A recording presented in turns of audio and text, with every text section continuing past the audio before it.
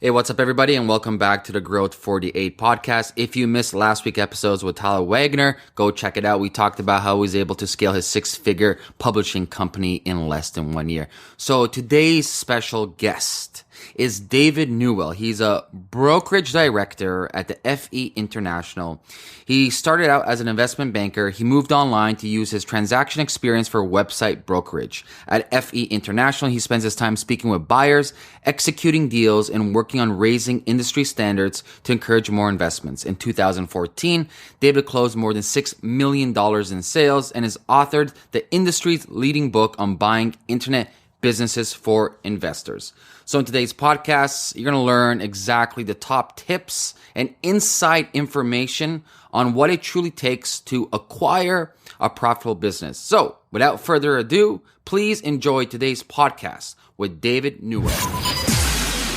Welcome to the Growth 48 podcast, where we interview top entrepreneurs and investors to learn how to master their strategies and tactics, from sales systems and marketing automations to how and why they invest in companies.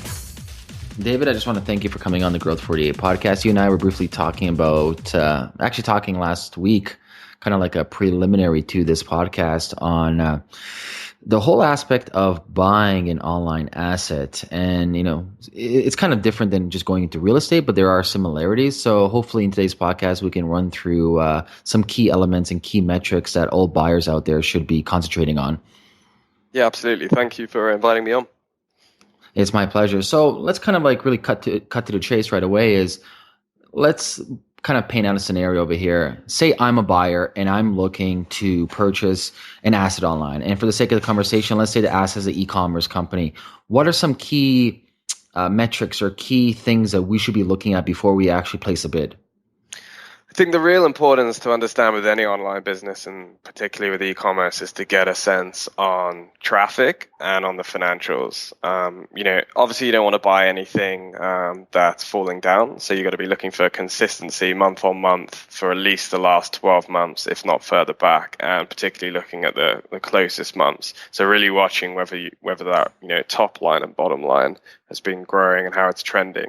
And I think traffic wise, diversity is very helpful. A lot of people get concerned about businesses that have high organic search and thus like great sensitivity to changes in search engines. But you have to dig into every single channel. And if a business has 60% organic search traffic, and a lot of businesses do, then you need to dig in and look at what the kind of link profile is, how that's been developed, what kind of keyword rankings it's had, how they've changed over time, and what kind of keyword concentration they have. Because, there's a big difference between having a business that's got 60% search traffic and all of that is coming from 4 keywords that have just come up in the last 6 months, or having 60% search traffic and that's over 500 keywords and the link profile has got blue chips in it and so forth. So I think obviously there's a lot of things to look at, but once you've got traffic and financials kind of ironed out, then you've got the fundamentals of a business that's worth digging deeper into. And when you go into the actual Google Analytics, besides the keywords and everything, are we looking at any kind of past penalties that they've been hit on through Google? Yeah, for sure. Actually, at FE, we have quite a useful penalty tracker tool. So if you just Google penalty indicator tool, you can put in the domain and it maps basically the last 3-5 years of organic search history over where the major Google algorithm changes have been. I don't think, a lot of businesses did get hit by Panda and Penguin and Hummingbird, at least smaller in part. And I think it's important not to be too binary about businesses that have got damaged by that if the owner has been proactive and rectify those issues and traffic is consistently growing again. If it hasn't been and there looks like there's gray or black hat SEO techniques going on, then that's a different story entirely. And when you're looking at, for example, we said e-commerce over here, a physical, tangible product from either a drop shipping or a warehouse, are you guys also looking at how the logistics are built into the company? Yeah, 100%. So obviously with an e-commerce specific business, if it's not drop ship, if you're doing like a partial fulfillment exercise or having like a proprietary warehousing solution, then you need to be all over the supply chain. You need to be like carefully vetting the supplier agreements, what kind of contracts are in place, if at all, what kind of terms, whether they'll transfer to you. You need to be carefully kind of understanding the communication that's going on between the business and those suppliers to see what the kind of reorder process is, how that gets stored, how that gets shipped, how that gets fulfilled. And I think that's really important to like dig into the weeds on. A lot of buyers can get undone by not having done enough due diligence on the mundane day-to-day stuff, and find that when they buy a business, it's not, a 5-hour-a-week job as the owner was telling you. It's a 30-hour-a-week job because you're relentlessly reordering products and working out shipments and so forth. So it's important to like dig deeper on that stuff. Well, you hit on a key element over here. Let's talk about the owner for a second. So anytime we're looking at purchasing something from my end, the first question I always ask is actually two questions. One question is, A, why is a founder or the owner selling? And two, how attached are they in the business? Are they actually the business itself? Like when they sell, how much of a role do we have to fill in? So do you guys take this into consideration before purchasing? Yeah, 100%. So key man risk, as it's like, I guess more jargony called, is, a big thing to look into. I would say on e-commerce businesses, that's generally speaking, thematically less of an issue. You don't tend to see too much key man unless it's just key man from a sheer man hour standpoint. Whereas, for example, on a SaaS business, if the owner has developed that product for the last 3 or 5 years and is the only person who knows the code base, then you've got a very different type of key man risk attached to that business.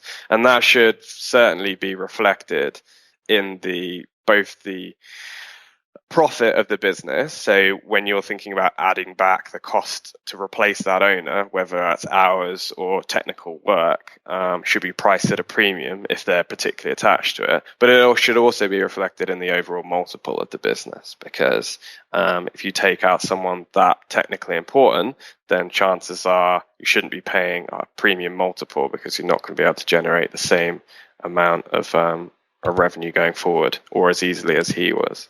So yeah, it's something that you should be very hot on.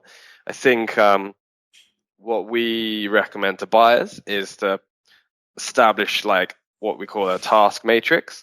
So we get the owner to write out absolutely everything they're doing on a daily, weekly, monthly basis, assign the amount of hours next to it, assign the sort of nature of the task, so you can get an idea as to whether that's actually outsourceable or whether you need to bring someone in and what kind of job spec they'd need to do.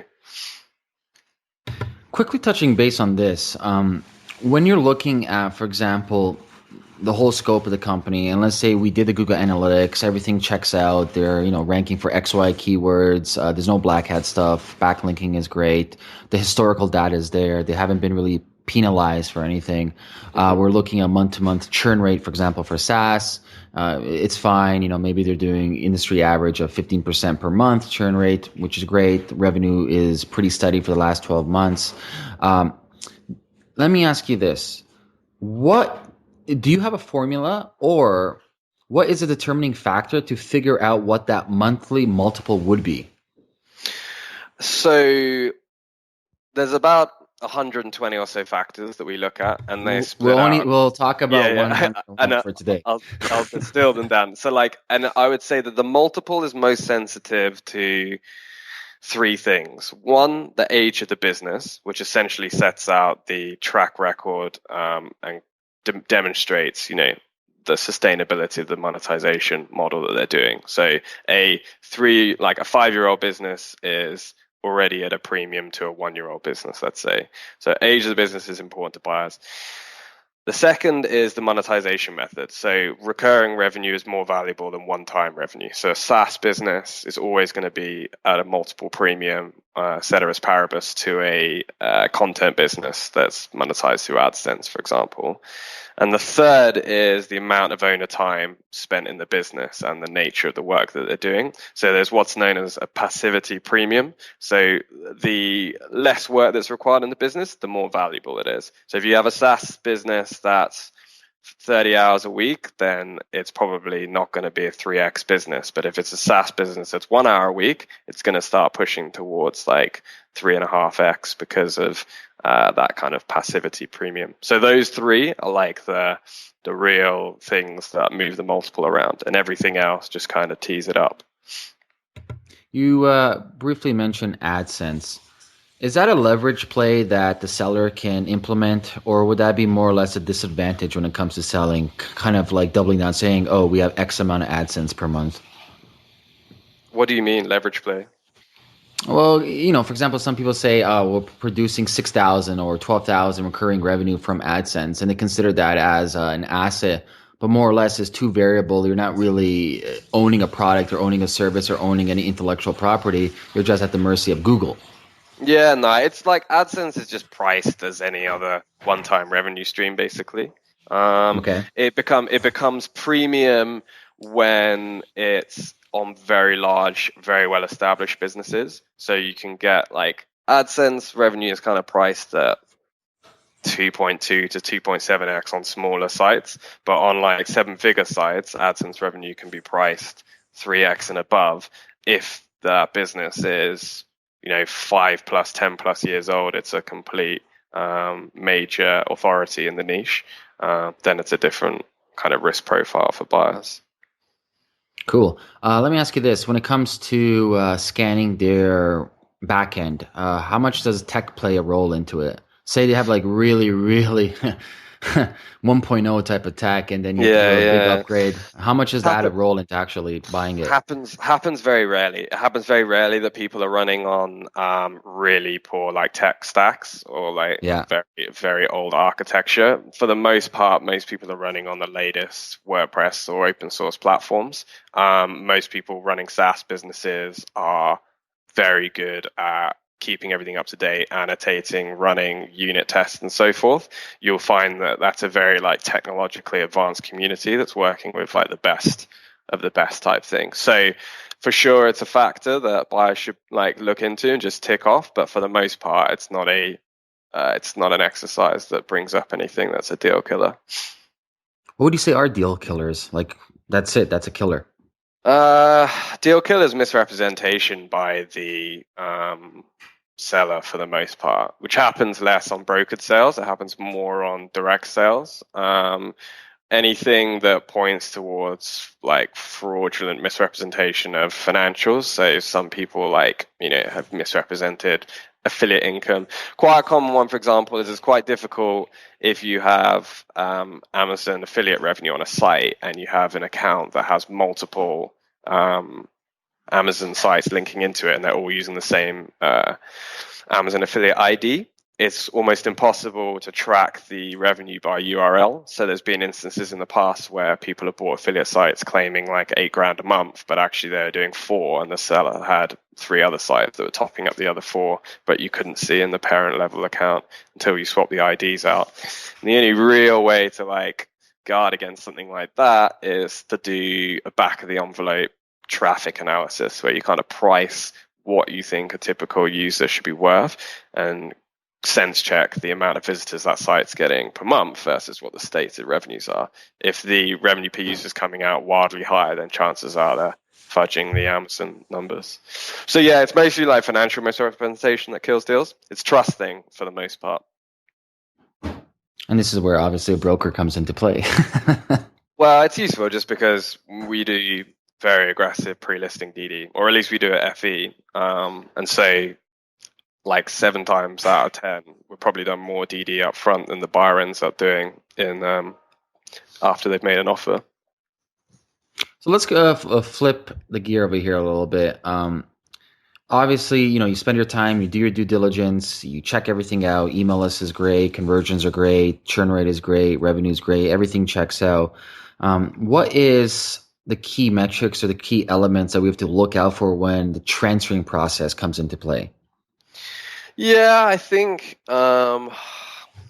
It's not too complex. In most of our deals, like for kind of best in class and ease of use, we try and have the buyer pour into everything the seller's already using to minimize the risk of downtime. So they'll take over the hosting environment. Domain name then only needs to swap and keep the name service in place. All of like the little subscription accounts are assigned quite easily. So really, the only major kind of transfer headaches come with merchant processors and hosting. And if the hosting account is being swapped straight in and out, that's easy enough. Merchant processor varies case to case. For the most part, they are all transferable, just a case of aggressively chasing their usually very poor support teams to push things over. But there's certainly no like deal killing accounts. Would you put the money in? Would you put the money in escrow though? So say we purchase something for $100K, and then we just put the money in escrow before the final transfer. Correct. So you sign the APA, the asset purchase agreement. You put funds in escrow, and once funds are secured, the seller transfers everything to you, and then you usually have like a 1 to 3 business day inspection period to audit everything that you've got, make sure the revenue's coming through the accounts, make sure traffic's coming onto the site, make sure all the content's up properly, and then once you're happy and satisfied, you release through the inspection period, and the funds go to the seller. So in your experience, Dave, where do you think, or where do you see this industry going in the next couple of years? Yeah, I think it's going to become the hobby income of increasing number of like middle-aged people. So I would say that the largest and fastest growing buyer demographic out there at the moment are baby boomers looking to buy online businesses to tack on to their retirement portfolio or to accelerate their retirement from business. So it's starting to become very fashionable for like 40 or 50-year-old doctors, bankers, accountants to buy up content SaaS businesses, bring in a bit of tech expertise from outside and run those for 30+% yields year on year. So I think demand side, it's only going to explode. Like we've quadrupled our list of buyers in the last 12 months alone. Supply side, you're already seeing the effects of that. There's simply not the same parity increase in quality of supply at businesses. So, multiples have gone up noticeably in the last 12 months and probably more in the last 24 months. And until, more of that comes to the market, I don't see that changing. And I think that's really a kind of consciousness expansion exercise that industry participants need to do. So like basically going around telling people that there's a liquid market to buy and sell sites, because you'd be surprised and amazed at how many people that are 5-10 years in the internet marketing space that don't know that they can sell their 500 grand blog or whatever. Well, it's also quality, it's not that easy to even create a 500K. Very true. Very true. Very true indeed. Interesting, though. But let me ask you this. So you're talking about doctors, lawyers, you're buying that's their portfolio. It's better yield and return than real estate, but they're not running it. So they're putting like a president in place. Are they putting in somebody that's actually running the business for them? Yeah, I mean, it depends very much on the type of the business. So those people are obviously attracted to assets that are coming with content writers in place, they're coming with VAs in place, coming with developers in place. And then realistically, all they have to bring to it is some marketing and strategic smarts, which generally speaking, if they've got, $500,000 to spend, they're pretty good in that camp. They're not buying stuff that's, very intense or requires technical ability because they simply don't have that. So more or less they're buying content generation businesses. That's going to come with a VA. More or less maybe they hire a couple of content writers or freelancers, maybe a project manager to oversee that, plug and play, and see you later. Exactly. And a lot of the time, all of those people are coming already with the business. They're almost buying a package solution. Certainly a lot of the businesses we sell are less than 10 hours a week. And almost all of the day-to-day work is outsourced to VAs, content writers, reliably and for a long time. Beautiful. Well, David, I just want to thank you so much for coming on the Growth 48 podcast. Let's wrap this up. Do you have any final tips for anybody who wants to sell or buy out there? Yeah, I think buy-wise, do as much DD on the people you're buying from as the business yourself, because there's not a lot of quality representation out there. So make sure the people you're buying from, have been in the game for a while. They've got experience, precedent deals, a team. You can call them up, feel them out. And I think my best tip for buying is it's not always about the price. Like, get on the phone with the seller and work out what's important to them. Like, if they want a deal done fast or they have a specific personal condition to get out of it, you can often find that doing a quick deal or filling a personal thing can save you a significant amount of value. So worth exploring every avenue you can on those deals. Awesome. Well, thank you so much, David, and have an amazing day. Cool. Thanks, buddy. Bye. This has been the Growth 48 podcast. Thanks for listening.